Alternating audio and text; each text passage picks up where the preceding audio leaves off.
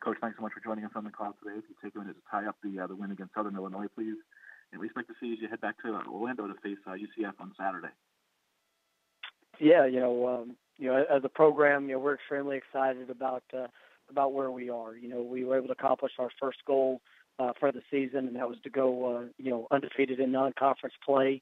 I thought our kids did a good job of coming out and truly battling through that game, against SIU. They did a wonderful job of playing till the finish, and obviously we were able to accomplish what we set out for.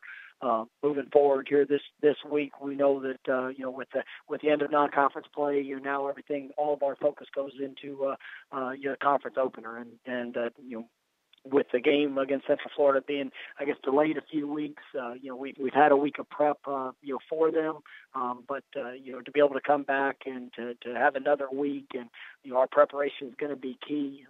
This is the best football team that we've played up until this point that we're going to face in Orlando, and we know we've got a tremendous challenge, going on the road, and with conference play beginning, this is everything we've worked for. So we're definitely excited about the opportunity. Any questions for Coach Mike Norvell, please star 1 on your telephone keypad. We'll put you in the queue, then the operator will introduce you.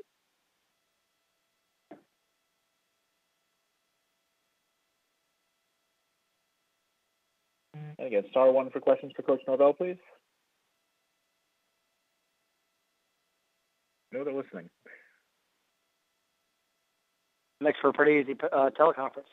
There we go. Right. No, we do have a question just come in, so thank you. We'll take that question from Brian Moss with TigerSportsReport.com.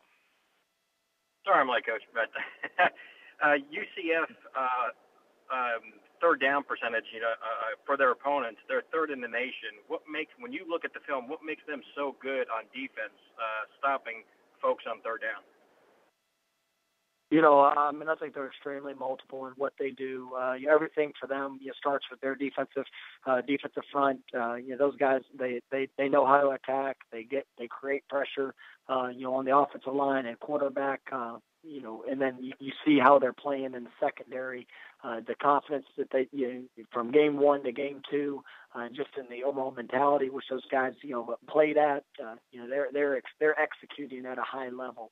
When you execute at a high level with really good football players, it definitely presents challenges for any offense that you're going to face. And so, I think in the first 2 games that they've been able to play, they've been dominant in both games. And so, we really got to work hard to be able to do everything we can to put ourselves in position to be successful.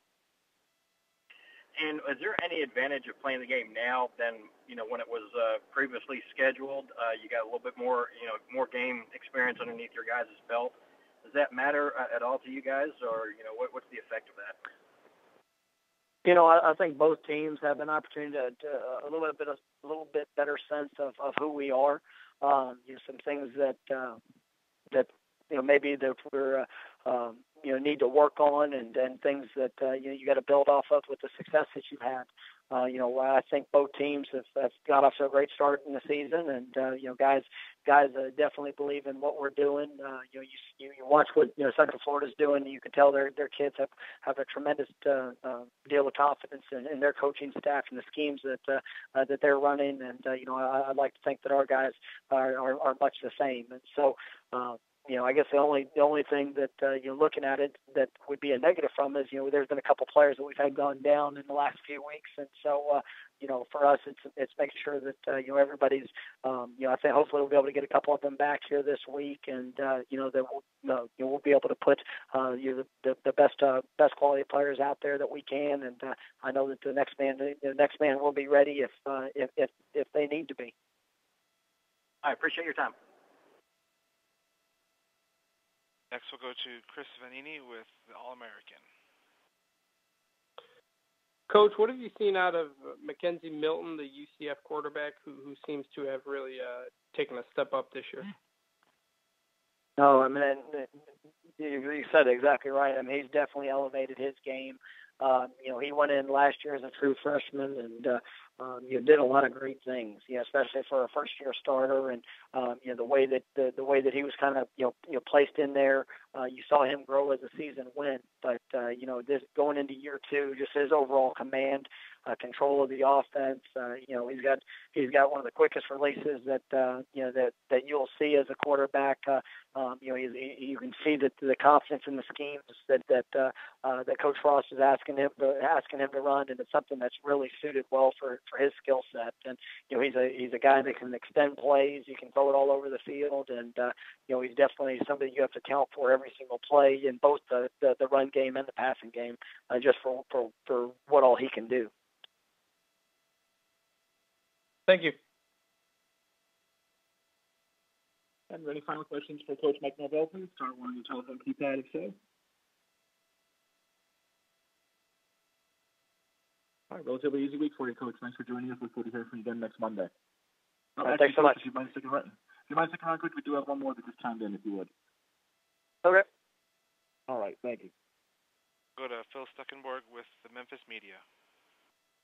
Hey, Mike. Hey, Phil, what's going on? I was going to ask. Hey, how are you doing? I was going to ask you a little bit. This UCF was. I know they were winless 2 years ago, and I was going to ask you what's impressed you most about the job Scott Frost has done in the 15 games since he took over.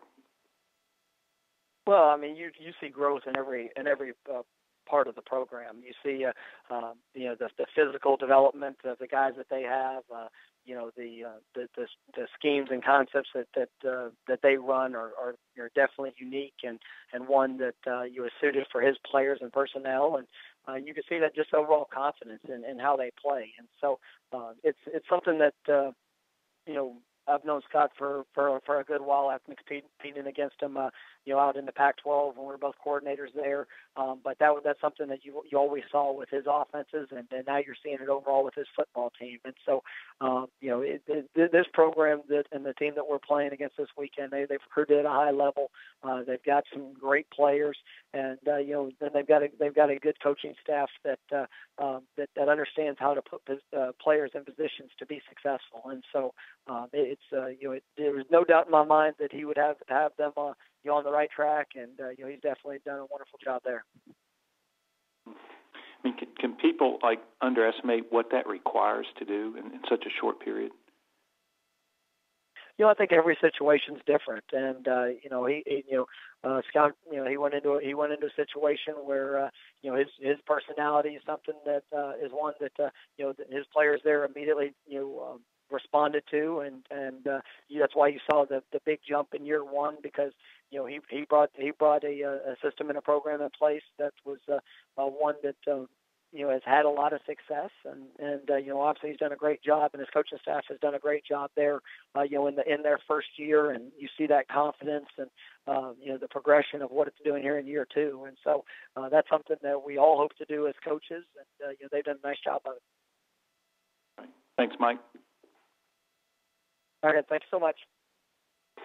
And Coach, before I let you go, can I get your reaction quickly to Jake Elliott's field goal yesterday for the Eagles? I mean, surprised at all that he can just go out there and knock a 61-yarder in to win the game? Well, that was pretty special for Jake. We were definitely all happy for him, and it's something that we got the opportunity to see it quite often and out there on the practice field. And obviously all the great things he did here at Memphis, but to see him doing it at the next level, we're definitely all proud of him and continuing to root for him in his future successes. Great, thank you so much for joining us today. I look forward to hearing from you again next Monday. Well, thank you.